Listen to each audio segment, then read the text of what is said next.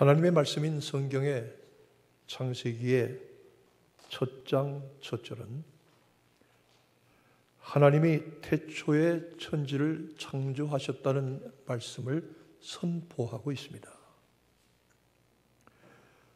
원래 히브리어는 우리처럼 창세기, 출애굽기 하는 식으로 구분하지 않습니다. 창세기를 얘기할 때는 창세기의 가장 서두인 베레시트, in the beginning, 태초에 이렇게 창세기를 부르는 것입니다. 창세기는 하나님의 창조에 대해서 말하지만 창조의 과정과 모든 일들을 우리 인간이 생각하는 과학과 이성과 실증과 인지에 맞게 합리적으로 말해주는 과학 서적이 아니라 하나님이 창조주이시며 천지의 주관자이신 사실을 선포하고 그것을 믿겠느냐 믿지 않겠느냐 결단을 요구하는 요구이기도 한 것입니다. 제가 교회 학교에 지난 금요일도 학교로 돌아가는 자녀들을 다 오라고 해서 함께 부모님들과 함께 축복하는 기도하는 시간을 가졌는데 마찬가지입니다. 교회 학교의 모든 교육의 그 내용의 결과는 하나님이 나의 창조주이시라는 사실을 고백할 수 있어야 됩니다. 하나님이 하나님의 형상으로 나를 만드셨고 하나님의 목적과 계획을 가지고 지으셨기 때문에 우리 인생은 마땅히 하나님이 우리에게 말씀하신 목적과 계획대로 살아야 하고 그리고 그 삶이 하나님께 영광과 찬송과 예배가 되어야 한다. 이것을 고백하고 이것을 이러한 같은 우주관, 인생관, 가치관, 세계관을 가진 사람하고 되는 대로 살아가는 사람하고는 전혀 그 인생이 그 결말이 다를 수밖에 없기 때문인 것입니다. 창세기는 하나님의 창조주 되심과 그리고 그를 향한 모든 피조물들과 인간들 간의 관계를 선언하고 있는 말씀입니다. 여러분, 오늘 저는 하나님의 엄청난 어마어마한 창조의 능력에 대해서 여러분과 말씀을 나누려고 하는 것입니다. 창세기 1장에 보면 하나님이 만물을 지으시기 전에 이 땅에는 혼돈과 공허와 흑암이 가득했다고 했습니다. 캄캄합니다. 모든 것이 뒤죽박죽입니다. 그리고 그게는 아무런 의미가 없습니다. 혼돈과 공허와 흑암이 가득한 이 절대 혼란, 절대 혼돈을 하나님의 신이 물 위에 운행하시듯이 그 깊은 것을 억누르고 계신다는 사실을 창세기는 말해주고 있습니다. 그 절대 혼란, 절대 암흑, 절대 공허에서 하나님이 빛으로부터 창조의 역사를 시작하셨습니다. 인간의 역사도 마찬가지입니다. 사람도 마찬가지입니다. 오늘날의 모든 혼란과 혼돈은 하나님만이 다스릴 수가 있습니다. 하나님만이 그 혼돈과 혼란, 모든 공허함을 주장하시고 그 가운데 질서를 세우시고 빛이 있게 하시고 생명을 주실 수 있는 분이신 것입니다. 오직 하나님은 말씀으로 창조하셨다고 했습니다. 만물을 한 가지 한 가지 창조하셨습니다. 여러분, 엄청난 능력입니다. 아니, 과학자들이 빅뱅 이론이나 블랙홀 티오리를 말하지만 상상할 수도 없고 비교할 수도 없는 엄청난 에너지가 하늘과 땅을 뒤흔들고 그 가운데 빛으로부터 시작해서 질서가 있게 하신 하나님이십니다. 물론 이 말씀을 하나님은 말씀하시고 수행하는 모든 힘들이 있지 않았는가? 특별히 잠언서 8장에 나오는 지혜가 창조자가 되어서 하나님 곁에서 이 모든 일을 행하지 않았는가? 그러나 하나님만이 창조의 주이시고 만물의 주관자이십니다. 여러분, 하나님의 창조의 능력은 아주 면밀한 능력이십니다. 창조는 임의로 진행된 것이 아닙니다. 지혜로 나타난 창조의 주관자 하나님께서 함께 역사하셨습니다. 이 성경에 보면은 우리가 우리의 형상을 따라 우리의 모양대로 사람을 만들자. 우리가 뭔가? 하나님 한 분이신데.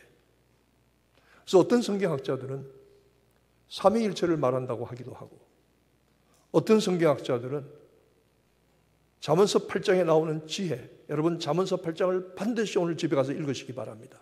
제가 다음 주에 물어볼 겁니다. 거기에 나오는 지혜자가 하나님과 함께 있어서 그가 창조자가 되어서 이 모든 일을 행하였다. 틀림없이 이 지혜는 예수 그리스도를 말씀하는 것이다. 또 하나님이 창조의 에이전트로 천군 천사들을 동원하셨는가? 어떤 성경학자는 하나님이 창조하신 이 하나님은 엘로힘의 하나님인데, 엘로힘은 복수형입니다. 모든 거룩한 것은 복수형입니다. 그렇기 때문에 동사도 1인칭 복수를 사용한 것이 아닌가? 어떤 이론이 맞는지는 저는 잘 모르겠습니다. 그러나 그 모든 것들이 다 가능성이 있는 것이죠. 중요한 것은 하나님께서 사람을 지으실 때 혼자 짓지 아니하시고 함께 우리 협의하셨다는 겁니다. 그리고 하나님은 그뿐만이 아닙니다. 창조의 모든 과정을 세밀하게 확인하시고 완벽하게 하셨다는 사실입니다. 제가 어릴 때요, 세상에 지금도 그렇지만 제일 못할 일 중에 하나가 여자들 쇼핑하는 데 따라가는 겁니다. 참 세상에 못할 일이 그겁니다. 안 가버리고 맙니다. 저희 어릴 때 어머니나 집안의 여자들 따라서 양장점이나 양품점에 가면 옷을 맞춰 입는데, 요새는 사입지만 옛날에 맞춰 입었잖아요. 옷감 끊어다 주면 그 원피스도 만들어주고 투피스도 만드는데 얼마나 까다로운지 내가 볼 때는 그게 그거 같은데, 뭐 허리가 짧아요, 뭐 품이 넓어요, 소매가 어때요, 뭐 옷단이 어때요 하고 몇 번씩 양장점 아주머니를 귀찮게 만듭니다. 그래서 어떤 분이 얘기하기를 여자들 까다로운 건 하나님도 못 말린다고. 근데 그 까다로운 게 지독히 까다롭습니다. 여자들 까다로운 거 보니까 입는 거하고 얼굴에 바르는 것만 까다롭지 다른 건 안 까다롭더라고요. 그 남편한테는 또 까다롭더라고요. 그런데 참 하나님께서 하시는 일은 이 여자들 까다로운 건 넘어가는 겁니다. 비교가 안 되겠죠. 여러분, 세상에서 물건을 제일 쓸만한 물건 제일 잘 만들어내는 나라가, 신뢰할 만한 물건을 만들어낸 나라가 독일 아닙니까? 그리고 영국과 일본, 요즘 한국이 휴대폰 잘 만든다고 소문이 났잖아요. 완벽하게 만들려고 수천만 대의 휴대폰 가운데 단 한 대의 문제만 있어도 되지 않는다. 하나님은 그 정도가 아닙니다.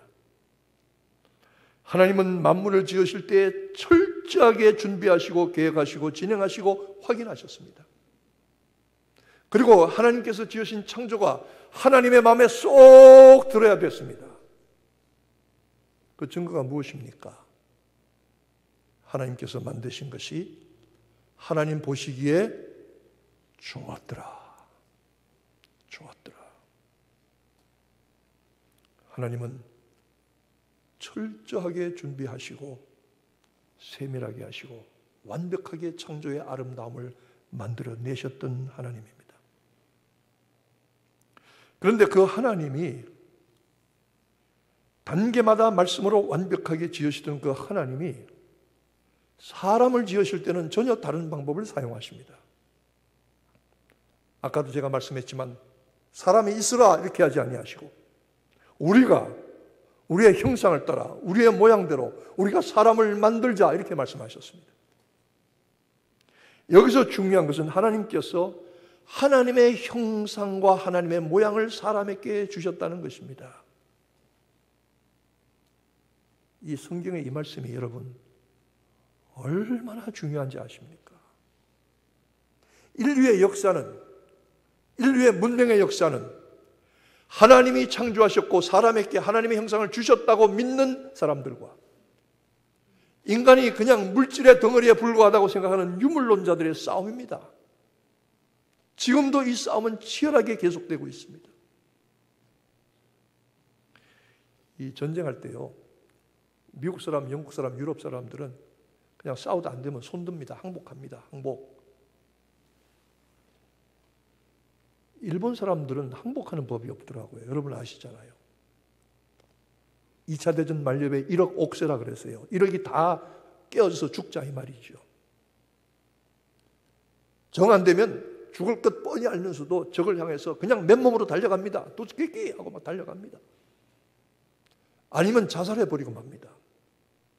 민간인들을 죽이고 군인들은 수류탄 터뜨려서 자살해버리고 맙니다. 이오지마에서 그랬습니다. 오키나와에서 그랬습니다. 사이판에서 그랬습니다. 괌에서 그랬습니다. 왜 그런지 아십니까? 인간의 생명을 소중하게 여기지 않기 때문입니다. 한국과 중국이 사드 문제 때문에 갈등이 있기 전에는 이 탈북자들을 웬만하면 한국에 보내줬습니다. 지금은 탈북자들을 보는 족족 잡아다가 북한에 다시 돌려보냅니다. 가면 죽을 줄 뻔히 알면서도 어느 일가족 10명은 북한에 돌아가느니 차라리 죽는 게 낫다고 독약을 먹고 일가족 10명이 집단으로 자살했습니다. 왜 그런지 아십니까? 사람의 속에 있는 하나님의 형상을 소중하게 여기지 않고 믿지 않기 때문입니다. 기독교의 문화, 서구 문명, 오늘 많은 나라들이 사람을 존중하게 여기는 것은 사람 속에 하나님의 형상과 하나님의 모양이 있는 줄 믿기 때문입니다. 오늘도 유물사관을 주장하는 공산주의자나 전체주의자들은 사람을 소중하게 여기지 않습니다. 사람을 하나의 도구로 사용할 뿐입니다. 그러나 아닙니다. 우리는 하나님께서 우리에게 하나님의 형상을 주셨던 것입니다. 하나님의 형상으로 아름답게 지으셨습니다. 모든 창조마다 단계마다 하나님 보시기에 좋았더라고 하신 하나님은 사람을 지으시고 얼마나 기뻐하셨는지 모릅니다. 하나님은 사람을 지을 때에 사람을 부려먹으려고 지으신 것이 아닙니다. 사랑의 창조를 하신 것입니다. 내가 만든 작품이야. 내가 만든 생명이야. 내 새끼들이야. 하나님의 형상이 소중한 하나님의 모양이 내 안에 있는 줄로 믿으시기를 축원합니다. 제가 얘기하기를 우리가 명품입니다. 하나님이 최고의 디자인과 최고의 솜씨로 최고의 목적을 가지고 지으셨으면 그게 명품 아닌가요? 내가 명품입니다. 내가 명품입니다. 루이비통이나 코치나 페라가모가 명품이 아니고 내가 명품이라고요. 내가 명품. 하나님이 다 아름답게 지으셨다고요. 어떤 분은 그럽니다. 목사님, 나는 뭐 키도 작고 얼굴도 못생기고 뭐 어쩌고 나는 뭐 이래요. 여러분, 하나님 보시기에 그 얼굴이 그 얼굴입니다. 하나님 보시기에 그 낯이 그 낯입니다. 그게 그겁니다. 여러분, 자기의 외모에 대해서, 자기 모양에 대해서 비하하거나 열등감 가진 분이 있습니까? 김태희가 자기 얼굴을 가지고 열등감 느낀다는 얘기 들었습니다. 제가 1940년도가 만들어진 엘리자베스 테일러가 나오는 작은 아씨들이라는 영화가 있습니다. 리들 웨멘. 저는 그 영화를 보면서 엘리자베스 테일러의 어릴 때 모습을 보면서 세상에 이렇게 이쁜 여자가 있을까? 저는 그날 밤 잠을 못 잤습니다. 손소희 씨가 쓴 소설 창법꽃 필 무렵, 그 소설을 읽은 다음에 저는 그날 밤에 잠을 못 잤어요. 이렇게 아름다운 여자가 있을까? 근데 엘리자베스 테일러가 얼굴을 몇 번 뜯어 고쳤는지 아십니까? 걱정하지 마세요. 남들이 뭐라 해도 하나님 보시기에는 그 낯짝이 그 낯짝이에요. 다 비슷해요. 중요한 것은 그 속에 있는 하나님의 형상이에요. 그 속에 있는 하나님의 모양이에요. 여러분 믿으시길 바랍니다. 하나님이 나를 지으셨습니다. 하나님의 형상으로 나를 지으셨습니다. 내가 하나님의 명품입니다. 받아십시다. 하나님이 나를 지으셨다. 내가 하나님의 명품이다. 아멘. 얼마나 소중한 존재인지 모릅니다. 하나님이 사람을 지으실 때는 창조의 가장 마지막에 최고로 그리고 가장 소중한 목적을 두시고 우리를 지으신 하나님이십니다. 하나님 우리를 지으시고 우리에게 말씀하셨습니다. 저들에게 복을 주시며 가라사대 생육하고 번성해라. 땅을 다스리고 정복하라. 복을 주시며 가라사대. 하나님이 우리를 지으실 때 우리에게 복을 주셨습니다. 여러분 이 복을 받은 분들 되시기를 축원합니다. 어떤 분들이 이럽니다. 나는 지지리도 복이 없어. 정말 그런 겁니까? 정말 그런 거냐고요. 돈 많이 번다고 복 있는 겁니까? 자식들이 다 잘 된다고 복 있는 겁니까? 건강하게 오래 살기만 한다고 복이 있는 겁니까? 좋은 집, 좋은 차에 좋은 음식을 먹으면서 호화호식, 호의호식 한다고 그게 반드시 복이 있는 것입니까? 엄청난 물질을 쌓아놓고도 엄청난 물질 가운데 만족을 느끼지 못하고 자기를 비관하고 자기를 낮게 생각하고 자기를 포기하는 사람들이 있습니다. 대단히 미안하지만 한국의 어떤 재벌가의 딸이 26살 된 처녀가 여러 해 전에 이 맨하탄의 고층 아파트에서 떨어져 자살했습니다. 제가 누구라고 안 해도 아실 겁니다. 그때 그 처녀가 가진 재산이 2,600억입니다. 2,600억의 재산을 가진 이 여자가, 이 젊은 처녀가 인생에 만족을 느끼지 못했어요. 불행했어요. 스스로 목숨을 끊었어요. 그런데 하나님 우리에게 복 있으라 말씀하십니다. 다스리라, 정복하라 말씀하십니다. 한국에 음성 나환자촌이 있는데요. 그 음성 나환자촌이 누가 시작을 했냐면 어느 40대에 공무원 생활하시던 분이 나병에 걸렸어요. 인생을 다 포기했어요. 죽으려고 해도 죽어지지도 않아요. 거기서 자기 같은 사람들 다 모아가지고 마을을 만들어서 죽기 살기로 살았습니다. 그래서 그 농장도 짓고 닭도 치고 이제 좀 살게 됐습니다. 전국에서 그런 사람들이 몰려듭니다. 그 가운데는요, 얼굴 한쪽이 썩어서 눈이 빠져나간 사람도 있습니다. 손발이 떨어져 나가는 건 예사입니다. 여러분, 나병 환자들이 끔찍한 모습을 아십니까? 거기에 어떤 70 넘은 노인 한 사람이 매주 찾아왔습니다. 이 노인은 뭐 하는 사람이냐면요, 판소리 노래 소리꾼입니다. 흥보가 기가 막혀 뚝딱 뚝딱 뚝딱 얼쑤하는 게 판소리하는 사람이거든요. 어렸을 때 소리꾼으로 나가기를 시작을 했어요. 근데 이 미안한 말이지만 연예계 딴따라로 나가서 미안합니다만은 이 성공한다는 것이 하늘의 별 따기 아닙니까? 제가 한국의 어떤 집사님 아들이 고등학교 그만 때려치우고 미국에 가서 댄스 배우겠다고, 브레이크 댄스가, 그래서 자기가 그걸로 성공해 보겠다고 제가 그 아이를 붙들고 강력하게 얘기했습니다. 너 그거 하는 것보다 공부해서 치과의사 되는 게 훨씬 쉬울 거야. 훨씬 쉬울 거야. 인생 잘못 선택하지 마라. 2년 만에 그만두고 가더라고요. 이 사람이 어릴 때 소리꾼으로 나섰는데 한때는 잘 나갔겠지요. 방탕한 생활을 했습니다. 가족도 다 떠나갔습니다. 건강도 잃었습니다. 인생에 아무런 재미나 소망이 없습니다. 그런데 이가 어떤 날 소개를 받고 나환자촌에 갔어요. 그래서 나환자들을 위해서 그들을 위로한다고 판소리하기 시작을 했어요. 소리하기 시작했어요. 소리를 하는데 이상하게도 자기가 소리하면 그 나환자들이, 소망이 없고 낙심 가운데 있던 나환자들이 어깨춤을 추기 시작하는 거예요. 얼쑤 좋습니다 하고 춤을 추기 시작하고, 끝나기만 하면 선생님 감사합니다 와서 끌어안고 자기를 붙잡는데 처음엔 끔찍해서 몸서리가 쳐지더래요. 이분이 뭐라는지 아세요? 제가 70평생을 헛살았습니다. 허망하게 살아서 인생에 아무런 소망과 낙과 기쁨이 없었습니다. 그런데 저는 요새요, 그 나환자들에게 가서 소리 불러줄 때 그 사람들이 어깨춤 추고 끝나면 와서 선생님 그러고 반갑게 하는 그걸 볼 때마다 너무 행복해요. 너무 행복해요. 여러분, 복이 뭡니까? 행복한 거 아닙니까? 복이 뭡니까? 행복하게 사는 거 아닙니까? 이 행복은 소유에 있지 않다고요. 여러분, 행복하게 사시기를 축원합니다. 성경의 신약에 복이 있다는 이 복은 헬라말로 마카리오스라고 합니다. 이 마카리오스란 말은 다른 말이 아닙니다. 행복하다는 겁니다. 행복하다. 돈 많이 벌었다고 행복한 거 아닙니다.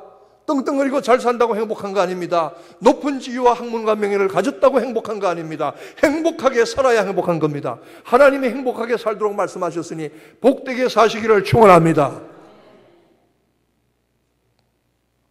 복이 뭡니까? 행복하게 살아야 복이죠. 다른 사람의 행복을 나눠줄 수 있어야 복이지요. 여러분이 한빛교회를 어떻게 생각하든지 간에 이 교회에 나와서 이렇게 예배를 드리고 성도들과 교제를 나누고 하나님을 섬기고 말씀을 듣고 우리가 이렇게 살아가는 것이 정말 복된 일이 되시기를 축원합니다. 여러분은 복된 자리에 나와 있는 겁니다. 이걸 맨날 죽이고 뭐 교회가 이래, 목사님 이래. 자기 죽이는 거예요. 자기 죽이는 거. 이웃을 사랑하고 봉사와 수고의 손길을 아끼지 아니하고 다른 사람을 행복하게 만들어주는 것이 복입니다. 그러면 내가 행복해지는 거 아니겠습니까? 제가 이 헌금, 봉헌기도, 축복기도 할 때마다 복에 거는 샘물같이 되게 하옵소서. 샘물같이 되게 하옵소서. 마지막으로 하나님이 사람을 지으실 때 사람을 뭘로 만드셨다고요? 뭘로 만드셨다고요? 이럴 때 대답 잘하는 사람 큰 소리 좀 해보세요. 대단하네요. 흙으로 만드셨다. 흙덩어리로. 아담이라는 게 뭔지 압니까? 아담이 불다는 뜻이고 진흙이란 뜻이고 티끌이란 뜻이고 먼지란 뜻입니다. 아담이. 사람이 아담이거든요. 하나님이 제일 처음 만드신 남자가 아담 아닙니까? 하나님이 제일 처음 만드신 여자가 그렇다고 마담은 아닙니다. 인간이 무엇입니까? 흙덩어리입니다. 그냥 흙으로 돌아가는 겁니다. 지난 주간에도 어떤 분을 장례를 치렀는데 화장터에 놓고는 그냥 가루가 돼서 나왔습니다.